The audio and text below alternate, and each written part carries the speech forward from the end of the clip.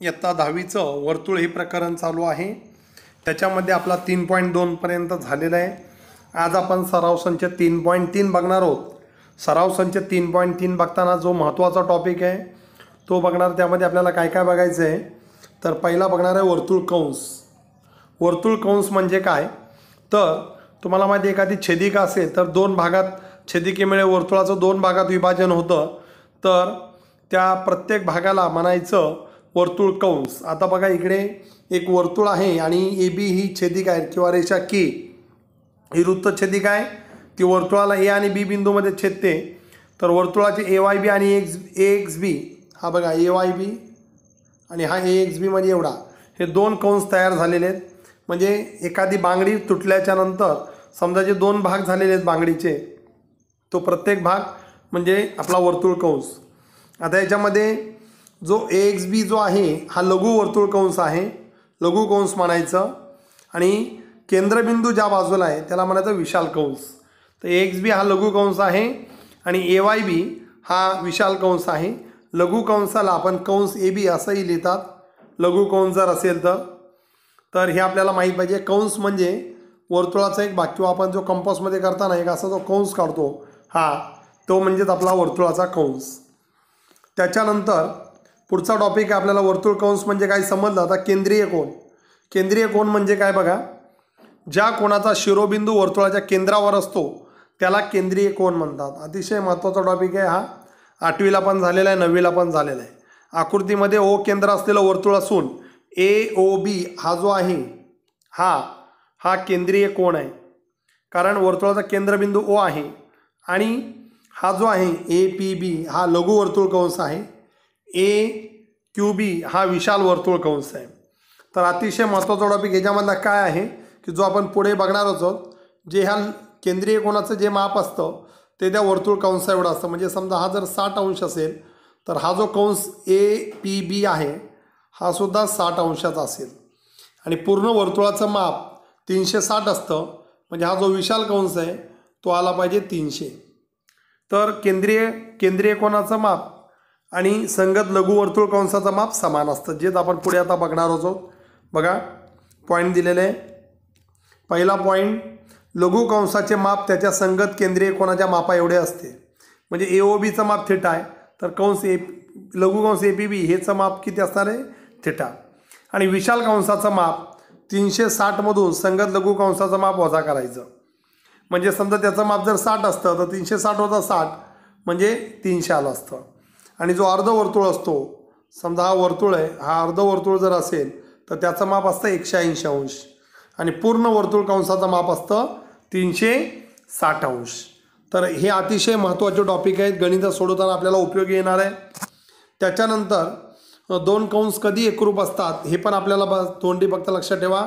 ज्या दोन कंसांच्या त्रिज्या आणि त्यांची मापं समान असतात तेव्हा ते दोन कंस परस्परांशी एकरूप असतात। त्यानंतर कंसांच्या बेरजेचे गुणधर्म बघायचे। आता बघा बेरजेचे गुणधर्म काय आहे की कंस ए बी सी हा जो आहे ह्याच आणि प्लस सी डी हा जर दोन्ही मिळवले तर कंस ए सी हा पूर्ण तयार होतो एवढा कंस।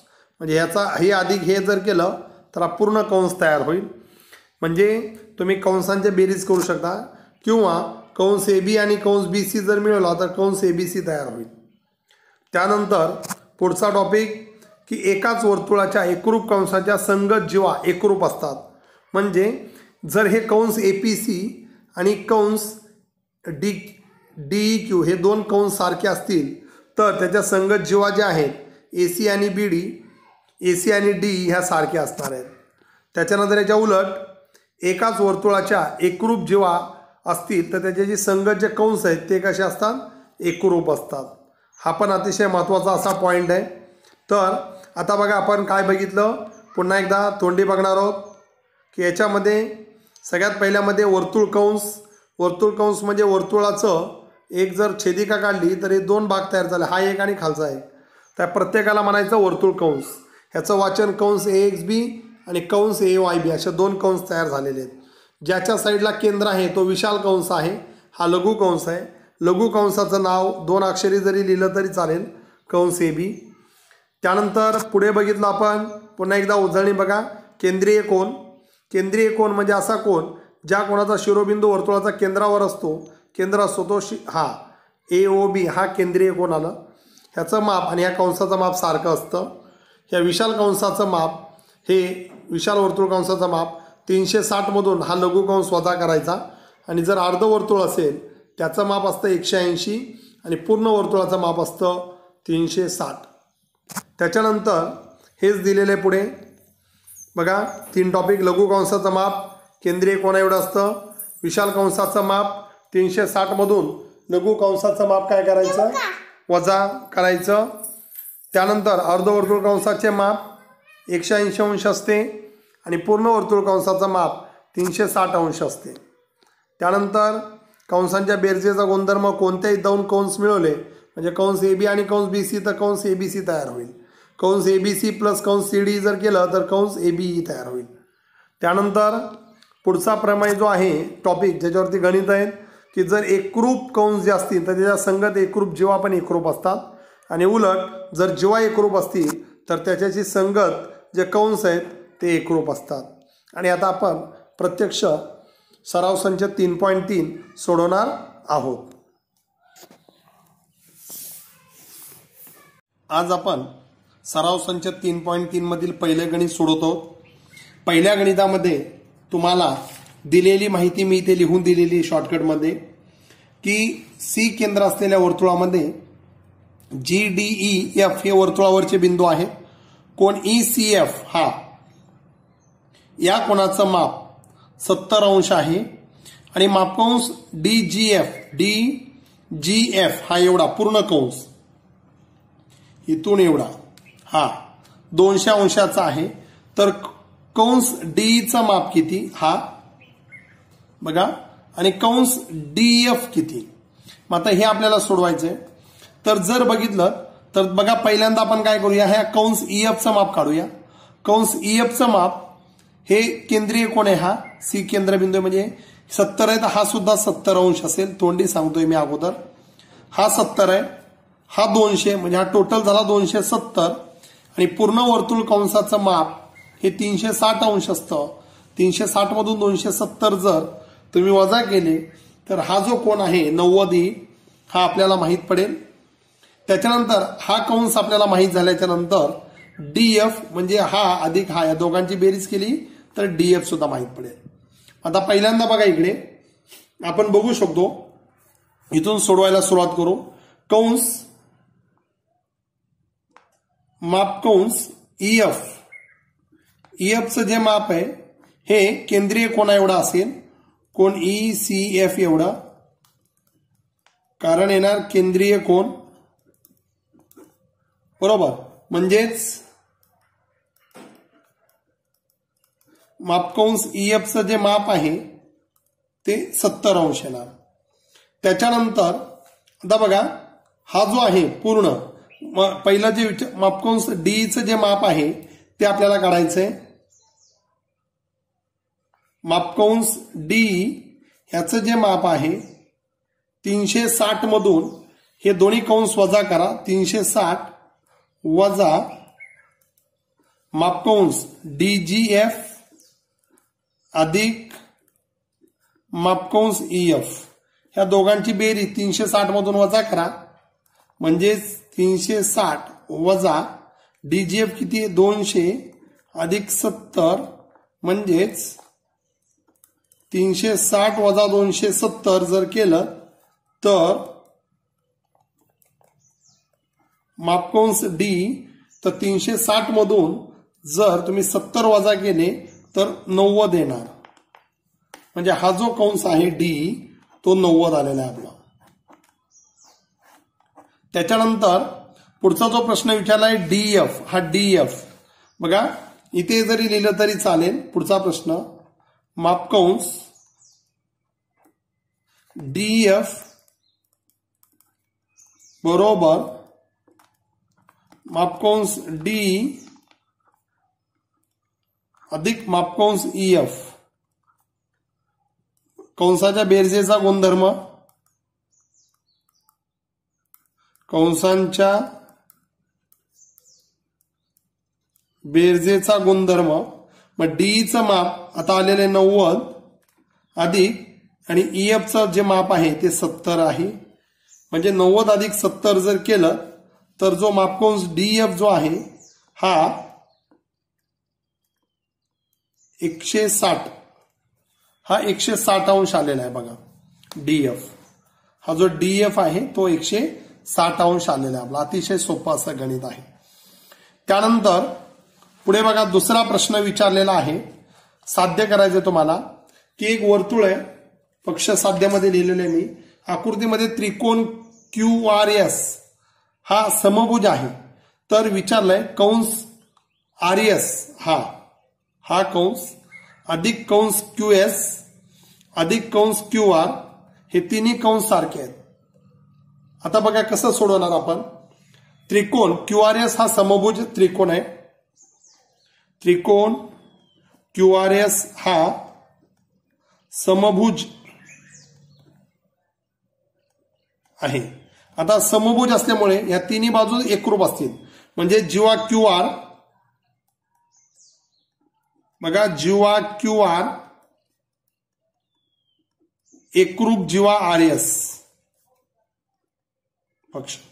आता तुम्हाला माहिती आहे एकरूप कंस ज्या जीवा असतात त्याच्याशी संबंधित एकरूप जे कंस आहेत ते एकरूप असतात, बरोबर.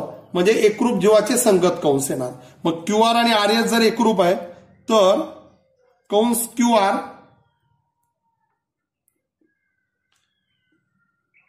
एकरूप कंस RS कारण येणार एकरूप जीवाचे संगत कंस. एकरूप जीवांचे संगत कंस याला नंबर 1 देऊ. आता त्याप्रमाणे जसं RS आणि QS पण एकरूप आहे बघा, कारण हा समभुज आहे. जीवा RS एकरूप जीवा QS पक्ष, म्हणून परत हे दोन कंस एकरूप येणार. कंस RS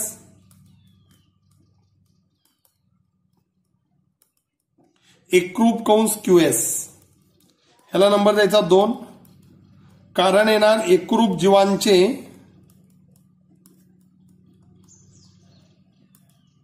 संगत कंस. म्हणजेच 1 व 2 वरून 1 मध्ये बघा QS आणि RS हे दोन कंस सारखे, दुसऱ्यामध्ये RS आणि QS हे सारखे. म्हणजे हे जे तिन्ही कंस आहेत RS बघा, RS इथे पण आहे, RS QS आणि QR हे तिन्ही कंस एकरूप येणार. 1 व 2 वरून काय येणार कंस RS एकरूप कंस QS एकरूप कंस QR. अशा पद्धतीने हे तिन्ही कंस एकरूप झाले. आता हा पहिला आपला झालेला आहे.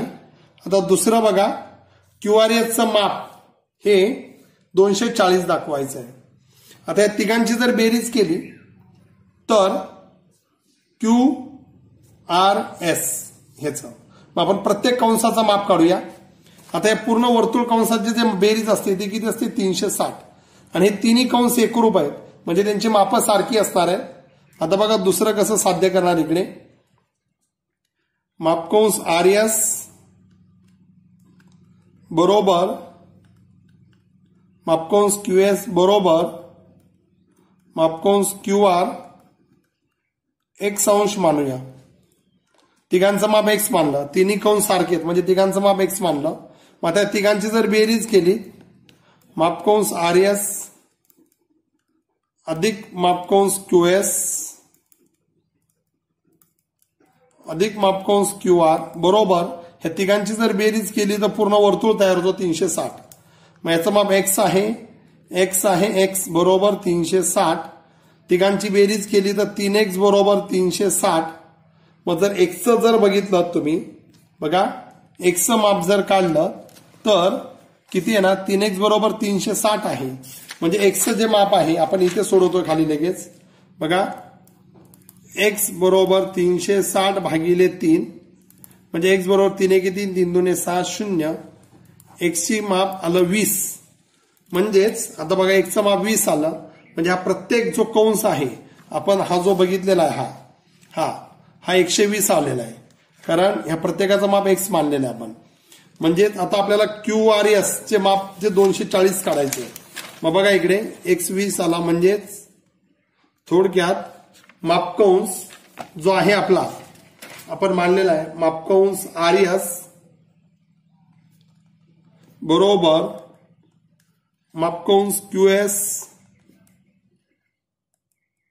बरोबर मापकंस QR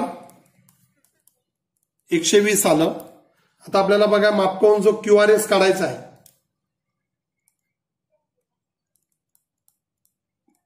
मापकंस QRS बरोबर मापकंस QRS चा माप कसं करणार, मापकंस QR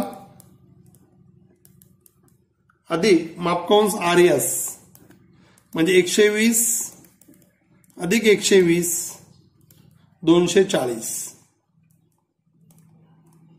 मापकंस QRS बरोबर 240. बघा हा 120 आला, हा 120 आला, दोघांची बेरीज केली तर ती आपली किती आलेली आहे, 240. आता त्याच्यानंतर तिसरा प्रश्न आपल्याला सोडवायचा आहे. तिसऱ्या प्रश्नामध्ये बघा काय विचारलंय, जीवा AB ही आणि जीवा CD एकरूप आहे, तर हा कंस AC आणि कंस BD सारखा दाखवायचा आहे. आता बघा इकडे काय देणार, जीवा AB एकरूप जीवा CD पक्ष. आपल्याला माहिती आहे ज्या जीवा एकरूप असतात त्याच्याशी संबंधित कंस एकरूप असतात. म्हणजेच कंस हा AB बरोबर एकरूप म्हणजे सारखे असणार, कंस CD बघा कारण येणार इथे एकरूप जीवांचे संगत कंस, एकरूप